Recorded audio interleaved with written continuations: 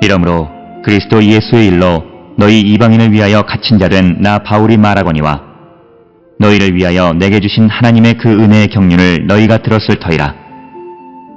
곧 계시로 내게 비밀을 알게 하신 것은 내가 먼저 간단히 기록한 것 같으니 그것을 읽으면 내가 그리스도의 비밀을 깨달은 것을 너희가 알 수 있으리라. 이제 그의 거룩한 사도들과 선지자들에게 성령으로 나타내신 것 같이 다른 세대에서는 사람의 아들들에게 알리지 아니하셨으니 이는 이방인들이 복음으로 말미암아 그리스도 예수 안에서 함께 상속자가 되고 함께 지체가 되고 함께 약속에 참여하는 자가 됨이라. 오늘 우리가 함께 읽은 에베소서 3장 1절로부터 6절에 있는 말씀은 이방인을 위한 구원의 계획에 대해서 언급하고 있는 말씀이 되겠습니다. 오늘 주시는 본문 3장 1절에서 사도 바울은 자신이 이방인의 사도로 부름을 받았다 이렇게 이야기합니다.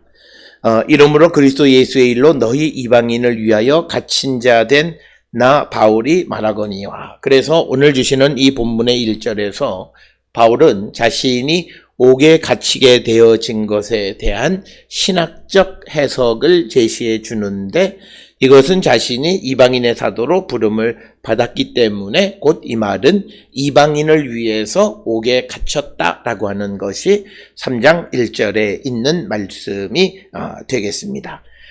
따라서 우리가 이 바울은 항상 자기 자신이 이방의 사도로 하나님께 부름을 받았다. 그리고 하나님께서 그 사명을 자신에게 주신 것이 전적인 하나님의 은혜이다라고 하는 것을 이야기합니다. 그러면서 바울은 여러 차례 자기 자신이 옥에 갇힌 것에 대해서 언급합니다. 에베소서 4장 1절에서는 주 안에서 갇힌 내가 이런 표현을 통해서 자신이 옥에 갇혔다라고 하는 것을 나타내고 있고 또 그리고 빌립보서 1장 7절에서는 나의 매임, 그러니까 내가 매여 있는 것 이런 표현을 이야기하고 있고 또 디모데후서 1장 8절에서도 주를 위하여 갇힌 자 된 나를 부끄러워하지 말라라고 하는 이런 말씀들을 통해서 보고 또 에베소서 6장 20절에서 내가 쇠사슬의 메인 사신이 된 것은 이런 표현. 그래서 바울은 바울 서신의 여러 곳에서 자신이 어떤 그 매여 있는 것, 갇힌 자가 되어진 것, 이건 역시도 이방인을 위한 것이다 라고 하는 그런 신학적 해석 속에서 그것을 부끄럽게 생각하지 않는 그의 모습을 보여주고 있고 그래서 그는 자신이 갇히게 된 것은 이방인을 위한 것이다 라고 하는 신학적 해석을 제시하고 있는 것이 되겠고 2절에 너희를 위하여 내게 주신 하나님의 그 은혜의 경륜을 너희가 들었을 터이니 이렇게 되어집니다. 경륜이라고 하는 말, 이 말은 다른 말로 직무라고 하는 것이고 이것은 하나님께서 하나님의 구원 계획을 실행하시는 방법 그리고 그것과 함께 그 계획 안에서 바울이 차지하는 그 위치 이것을 경륜이다 이렇게 이야기합니다. 그러니까 뭐냐면 이 말은 하나님께서 세상을 구원하기 위한 그런 계획 속에서 내가 차지하는 그 일과 그 위치가 있다라고 하는 것을 너희가 들었을 것이다 라고 하는 그런 말씀. 그래서 바울은 자신이 이방인의 사도로서 자신의 역할을 감당하는 것은 결국은 이것은 은혜의 경륜이다. 하나님이 자기에게 주신 직무이다 라고 하는 것을 분명하게 언급하고 있고 그렇기 때문에 그는 그리스도를 위한 고난의 삶을 조금도 부끄러워하지 않는 그런 모습을 우리에게 보여주고 있습니다. 그러면서 3절에 곧 계시로 내게 비밀을 알게 하신 것은 내가 먼저 간단히 기록함과 같으니 그래서 바울은 자신이 하나님의 은혜의 경륜을 계시를 통해서 알게 되었다 이렇게 이야기를 합니다. 계시라고 하는 말이 신약 성경에서 사용될 때는 대략 세 가지 의미가 있습니다.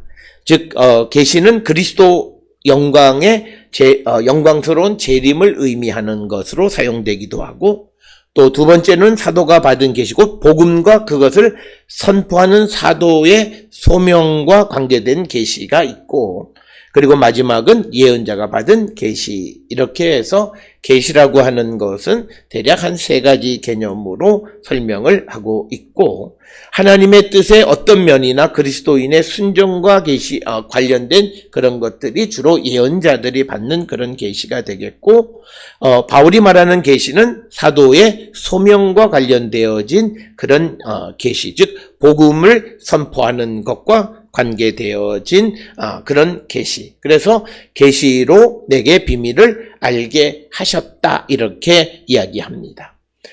그렇다면 여기서 말하는 3절에서 비밀은 뭐냐?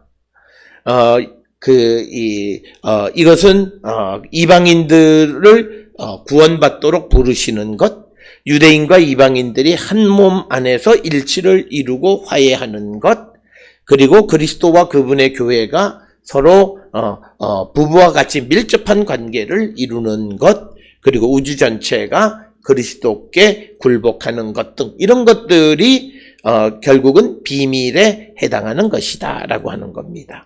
그래서 이 비밀은 그리스도에게서 밝혀지게 되고 사도의 직무 수행으로 그 결과들이 낱낱이 드러나게 되는 것이다 라고 하는 겁니다. 그래서 우리가 이 비밀이라고 하는 것이, 특히 바울 서신에서 말하는 비밀은 결국은 하나님이 세상을 구원하시는, 특히 이방인들을 통해서 세상을 구원하시는 하나님의 구원 계획을 우리가 비밀이라고 그러고, 그것은 그리스도 안에서 나타났고 그리스도가 이 땅에 오심으로 우리에게 드러나게 되어졌다라고 하는 것입니다. 그래서 그것에 대해서는 바울이 에베소 교회 성도들에게 먼저 간단하게 기록한 것과 같다, 이렇게 이야기합니다. 그러면서 4절에서 말씀하기를 그것을 읽으면 내가 그리스도의 비밀을 깨달은 것을 너희가 알 수 있으리라. 그러니까 3절에서 바울이 계시로 비밀을 알게 하신 것을 간단하게 기록해서 에베소 교회 성도들에게 보냈는데, 그것을 읽어보면 바울이 그리스도의 비밀을 깨달았다라고 하는 것을 알게 될 것이다, 이렇게 말하고 있습니다.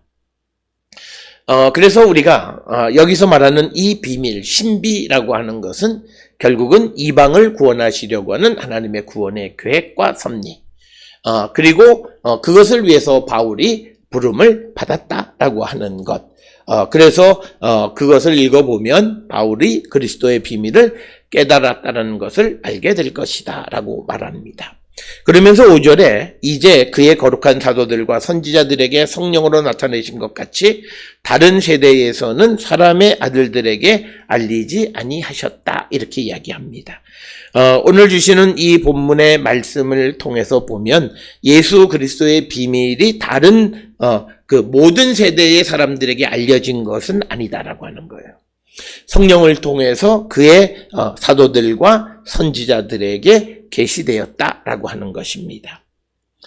그래서 일부 사람들, 즉 하나님의 말씀에 순종하고 하나님의 구원의 사역에 동참하는 자들에게 계시되어졌다, 알려졌다라고 하는 것이 되겠고, 6절에 이는 이방인들이 복음으로 말미암아 그리스도 예수 안에서 함께 상속자가 되고 함께 지체가 되고 함께 약속에 참여하는 자가 됨이라.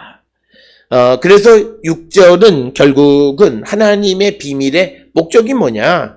이방인들이 그리스도 예수 안에서 함께 상속자가 되는 것, 그리고 함께 지체가 되는 것, 그리고 함께 약속에 참여하는 자가 되는 것이 바로 하나님께서 주신 그 비밀의 내용이고 복음의 내용이다라고 하는 것을 우리에게 분명하게 말하고 있습니다. 그래서 이방인들에 대한 하나님의 저주가 하나님의 뜻이 아니다라고 하는 것을 선포하고 있고, 그래서 이 6절에 있는 이 말씀은 이방인들도 하나님의 상속자이다라고 하는 것은 이 사도행전에 나타나 있는 바울이 예루살렘에서 유대인들로부터 죽임을 당하게 되는 원인이 된다는 거죠. 이방인들에게 하나님의 영인 성령이 임하셨다라고 하는 것도 그리고 그들에게 하나님께서 상속자가 되게 하셨다는 것도, 그리고 그들을 같은 몸의 지체가 되게 하셨다라고 하는 이 모든 것이 유대인들의 사고에서는 받아들이기 어려운 것인데, 그것이 예수 그리스도 안에 나타났다라고 하는 것을 선포하는 것이 되겠습니다. 따라서 오늘 주시는 이 본문의 말씀을 통해서 하나님의 구원의 계획, 하나님의 구원의 신비는 이방인들도 복음으로 말미암아 예수 그리스도 안에서 상속자가 될 뿐만 아니라 지체가 되고 약속에 참여하는 자가 됨을 말씀하고 있습니다. 우리도 이 말씀을 통해서 우리가 지금은 예수를 믿지 않는 이방인들에게도 복음을 전함으로 그들이 우리와 같은 그런 예수 그리스도 안에서의 상속자가 되게 하는 일에 우리가 쓰임받는 일꾼의 사명을 감당하는 우리 모두가 될 수 있기를 주의 이름으로 축원합니다.